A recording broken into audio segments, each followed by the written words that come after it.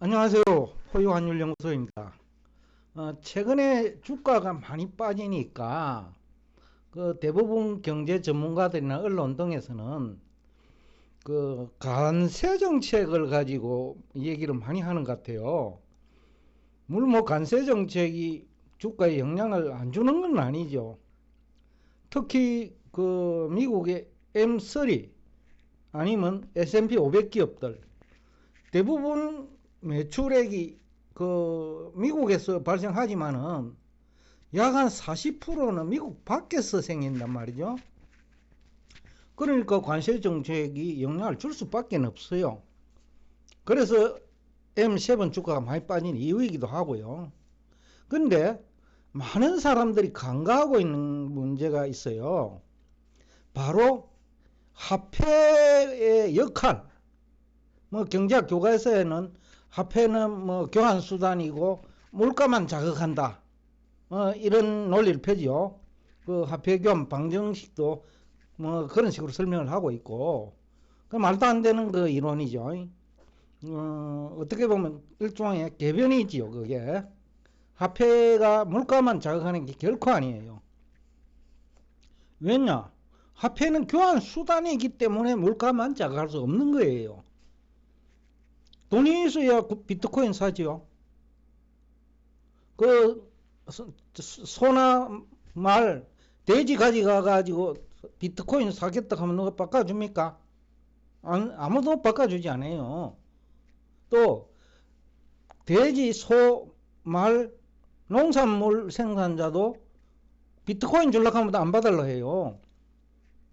그러니까 뭐냐면 화폐가 없으면 가상자산도 구입이 안 되고, 그 우리 생활 필수품을 공급하는 농부나 제조업도 가상자산 안 받아요. 그러니까 이 화폐가 굉장히 중요한 거예요. 그럼에도 불구하고 트럼프 대통령과 그 주변에 있는 경제학자들, 뭐 우리나라의 이해관계자들, 우리나라 국회의원들, 한국은행 심지어는 화폐 개념도 몰라가지고 이주열 총재 있을 때 가상자산을 가상통화라고 결론을 내리더라고요. 아니, 돈을 주고 구입하는 뭐 자산을 가상 그 통화 말이 안 되잖아요. 그 한국은행 수준이야. 화폐 역할도 모르고 한국은행 총재하고 한국은행 임원하고 그게 통화 정책 하는 거예요. 참 안타깝는데, 제가 이제 가끔 객관식 세대는 경제 이론도 암기, 수학 공식도 암기, 물리 공식도 암기, 그걸 공부라고 생각하는 것 같아요.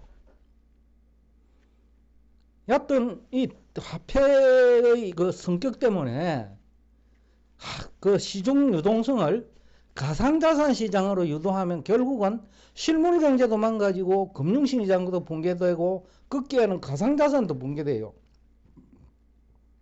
화폐가 힘을 가진 그 저하란 말입니다. 힘을 가진 발명품이에요.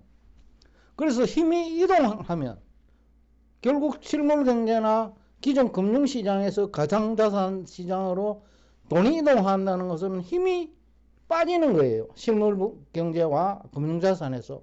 그러면 그 시장은 주저앉을 수밖에 없어요. 그러면 일시적으로는 가상자산도 올라요. 그런데 돈의 역할 때문에 돈이 부족한 기업이나 가게는 가상자산을 팔아야 돼요. 그래야 임금도 주고 은행 이자도 주지. 가상자산 가지고 가고 은행 이자 내려고 하면 아무도 안 받아요. 그 가격 폭락할 수밖에 할 확률이 높기 때문에. 트럼프 대통령이 이 화폐 개념을 몰랐다는 거죠. 그 주변에 있는 경제학자들도 마찬가지고. 그러니까 지금 빠지고 있는 자산시장, 뭐 주식, 그 다음에 부동산, 뭐 나머지 기타 자산들, 회사채도 많이 빠질 겁니다. 왜냐? 기업이 어려워지니까요. 회사채 가격 빠져야 되죠. 결국은 이제 이게 제가 인재라는 표현을 썼는데, 그만큼 지금 트럼프 대통령이 경제학을 전공을 했는데 화폐 개념도 모르고 그 대학 졸업한 것 같아요. 그 주변에 있는 사람 마찬가지라는 거죠. 앞에서도 얘기했지만 비트코인 등 가상자산은 화폐를 가지고 구입해요. 화폐가 없으면 그 가치 제로예요. 그 어디 쓸 건데요? 먹고 살라고 그 살하고 돼지 그 생산자들이 그 비트코인 살 가지고 가고 돼지 그 가지고 가고 비트코인하고 바꾸겠어요? 그것도 돈이 있어야 구입하기 때문에 비트코인도. 그래서 화폐가 부족하거나 돈이 돌지 않으면 비트코인 등 가상자산 가격도 폭락할 수밖에 없다는 거예요. 트럼프 대통령이 이걸 몰란 거예요. 기존의 실물 경제가 돈이 빠져나가면 망가지고 그 다음에 금융자산이 가격이 망가지면 돈이 안 돌고 가계와 기본 돈이 부족하잖아요. 또 자산가격 결정 원리를 앞에 설명했는데 가격 결정 원리 때문에라도 돈은 부족하게 되어 있어요. 또 돈은 돌지 않게 되어 있어요. 그럴 때 이제는 가상자산 가격도 폭락하게 된다는 거죠. 그거는 스테이블 코인도 마찬가지죠. 왜냐? 돈을 주고 스테이블 코인을 구입해야 되니까. 바로 그 스테이블 코인이 안전하지 않는 이유예요. 그래서 제가 참 안타깝는데 대학 교수도 경제이론 암기, 뭐 수학 공식 암기, 뭐 다 그러는 것 같아요. 이해를 해야 되는데. 그래서 최근에 이제 지금 분위기는 그 관세 정책도 뭐 특히 중국은 대응할 수밖에 없지요. 안 그러면 고개를 숙이든지. 그거는 자꾸 더 내놔라 할 사람이잖아요. 트럼프는 하나 양보하면 계속 양보하라 할 사람이야. 그러니까 대응할 수밖에 없죠. 그러니까 상방 관세 보복이죠 뭐.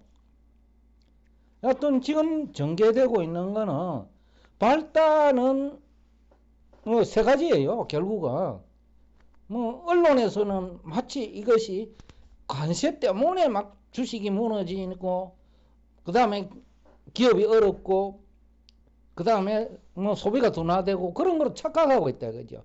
그러나 그 더 근본적인 문제는 돈을 가상자산 시장으로 유도하는 게 더 큰 문제예요.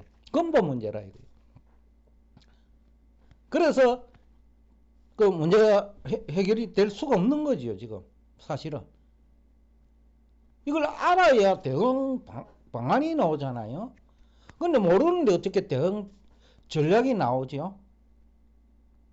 그럼 트럼프도 모르고 있고 그 주변에 있는 학자들도 모르고 있고 이해관계자들은 부추기고 있고 트럼프를. 그러면 결국 다 무너지는 거죠. 뭐 여러분 다 아시잖아요. 돈이 부족하거나 돈이 돌지 않으면 돈이 필요한 기업과 가게는 결국은 뭐든지 팔아야 돼요. 기업은 알짜 기업을 내놔야 돼요. 가상자산이 향후 오른다 하더라도 내놔야 돼요. 안 그러면 부도나거든요. 기업은 돈이 없었어. 그래서 최근에 비트코인 ETF 시장에서 돈이 유출되는 이유예요. 기업이 어려워지는 거예요. 왜?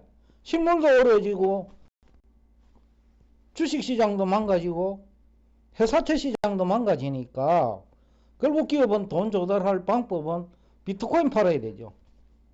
또 ETF에서 뭐 공매도라도 해야 되죠. 제가 볼 때는 현명한 비트코인 투자자들은 아마 공매도 하지 싶어요.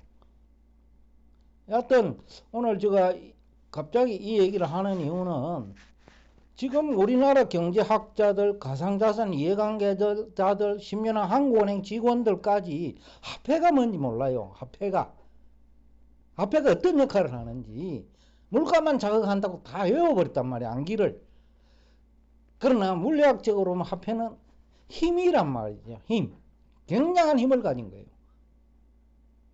질량이 금액이 크다는 것은 질량이 크다는 거고 그게 빠른 속도로 이동하면 굉장한 힘이 빠져나가는 거예요.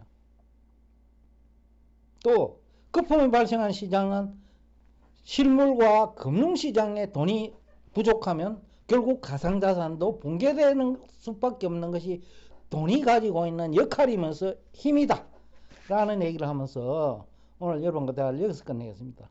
오늘도 끝까지 경청해 주셔서 대단히 감사합니다.